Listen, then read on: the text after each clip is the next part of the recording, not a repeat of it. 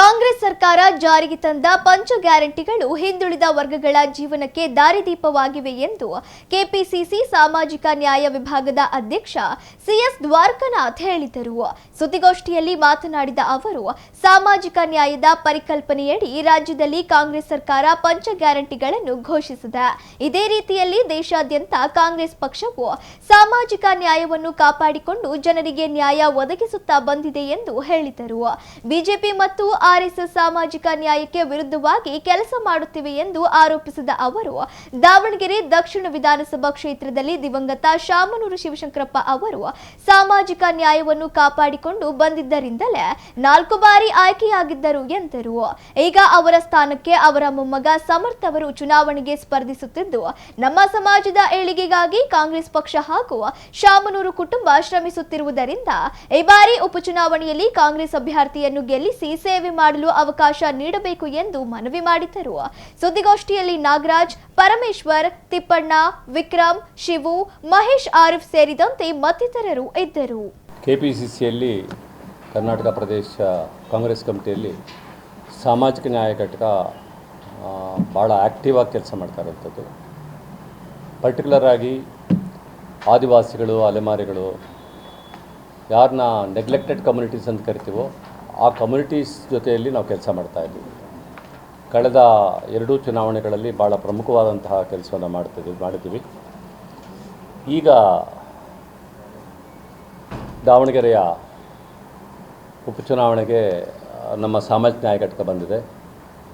Particular ಆಗಿ ನಾವು ಇಲ್ಲಿರುವಂತಹ ಅಲೆಮಾರಿ ಸಮುದಾಯಗಳು, ಇಲ್ಲಿ ದೊಂಬಿದಾಸರಿದ್ದಾರೆ, ಚೆನ್ನದಾಸರಿದ್ದಾರೆ, ಮ್ಯಾದ್ರಿದ್ದಾರೆ, ಶಿಳ್ಳೆ ಕ್ಯಾತ್ರಿದ್ದಾರೆ, ಆಮೇಲೆ ಕೊರವ ಮತ್ತು ಕೊರ್ಚಿರಿದ್ದಾರೆ, ದರ್ವೇಸಿ ಇದ್ದಾರೆ. ಅದ್ರ ಜೊತೆಗೆ ಮುಸ್ಲಿಂ ಅಲೆಮಾರಿಗಳಾದಂತಹ ನದಾಫ್, ಪಿಂಜಾರ ಮತ್ತು ದರ್ವೇಸ್ ಸಮುದಾಯಗಳು ಕೂಡ ಇಲ್ಲಿದ್ದಾರೆ.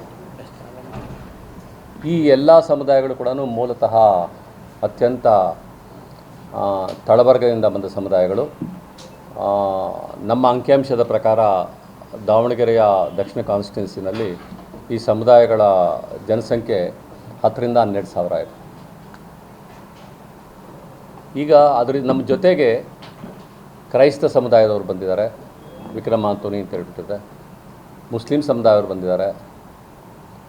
ಅತಿ ಹಿಂದುಳಿದ ವರ್ಗಗಳು MBCs, ನಮ್ಮ ಪರಮೇಶ್ ಅವರು ಬಂದಿದ್ದಾರೆ. ಇಲ್ಲಿರುವಂತಹ ಅತಿ ಹಿಂದುಳಿದ ವರ್ಗಗಳ ಇವುಗಳನ್ನು ಕೂಡ ನಾವು ಕಾನ್ಸಂಟ್ರೇಟ್ ಮಾಡ್ತಾ ಇದ್ದೀವಿ. ಭಾಳ ಪ್ರಮುಖವಾಗಿ ಸಾಮಾಜಿಕ ನ್ಯಾಯವನ್ನು ಪ್ರತಿಪಾದಿಸುವಂತಹ ಘಟಕದಿಂದ ನಾವಿವತ್ತು ಇಲ್ಲಿ ಕೆಲಸ ಮಾಡೋಕ್ಕೆ ಬಂದಿದ್ದೀವಿ. ಕಾಂಗ್ರೆಸ್ ಪಕ್ಷದಿಂದ ಬಂದಿದ್ದೀವಿ. ನಿಮಗೆಲ್ರಿಗೂ ಗೊತ್ತಿದೆ, ದಾವಣಗೆರೆ ಭಾಳ ಕಾಂಗ್ರೆಸ್ ಪಕ್ಷಕ್ಕೆ ಪರ್ಟಿಕ್ಯುಲರ್ ಆಗಿ ಒಂದು ದೊಡ್ಡದಾದಂತಹ ಒಂದು ಭದ್ರವಾದಂತಹ ಸ್ಥಾನವನ್ನು ಉಳ್ಳಂತಹ ಒಂದು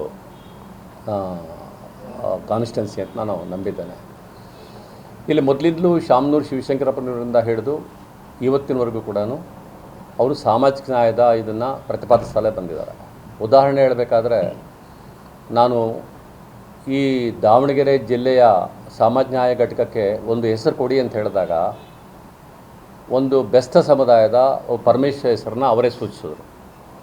ಅಂತಂದರೆ ಅವರಿಗೆ ಸಾಮಾಜಿಕ ನ್ಯಾಯದ ಪರಿಕಲ್ಪನೆ ಹೆಂಗಿತ್ತು ಅನ್ನೋದ್ರ ಬಗ್ಗೆ ನಾನು ನಿಮಗೆ ಹೇಳಲಿಕ್ಕೆ ಇಚ್ಛೆಪಡ್ತಾ ಇದ್ದೀನಿ.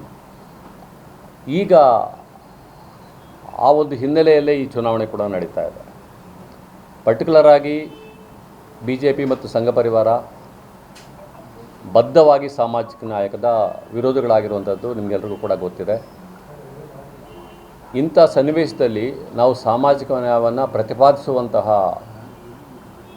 ಕೆಲಸವನ್ನು ಮಾಡಬೇಕಾಗಿದೆ.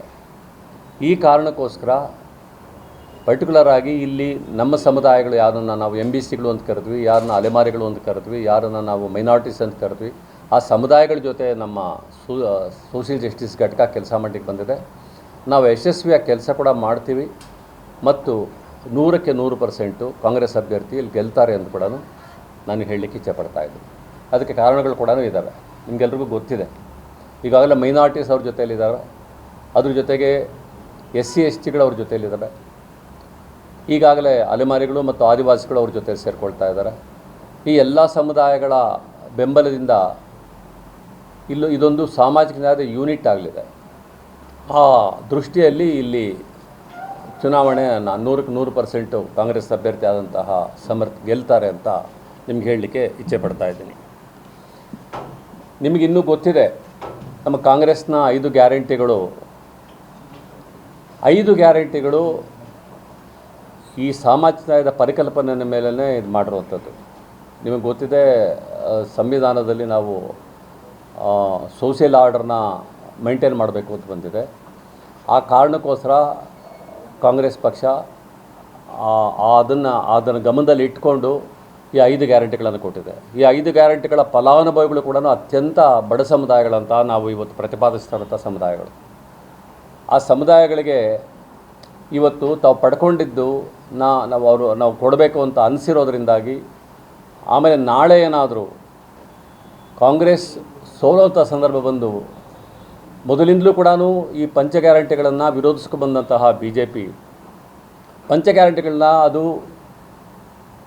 ಸ್ಟಾಪ್ ಮಾಡಿದ್ರೂ ಮಾಡ್ಬೋದು, ಹೇಳಲಿಕ್ಕಾಗಲ್ಲ. ಆ ಒಂದು ಭಯ ಕೂಡ ನಾವಿವತ್ತು ಓಡಾಡಿದಂಥ ಸಂದರ್ಭದಲ್ಲಿ ನಮಗೆ ಇಲ್ಲಿನ ಮತದಾರರು ವ್ಯಕ್ತಪಡಿಸಿದ್ದಾರೆ.